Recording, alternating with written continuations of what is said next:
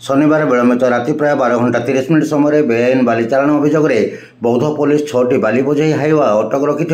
रविवार सकाଳେ देखा मिलता सूचना अनुसार बौद्ध कालेश्वर बालीघाटर उक्त हाइवा गुड़िक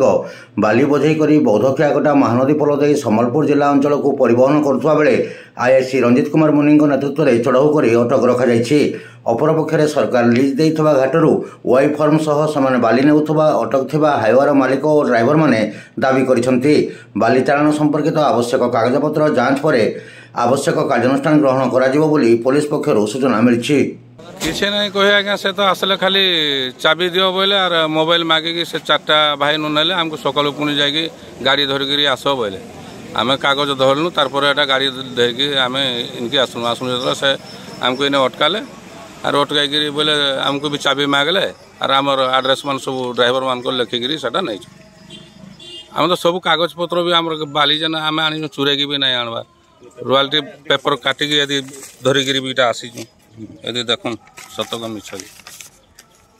प्रमाण थी से आमको यहाँ घाटुन।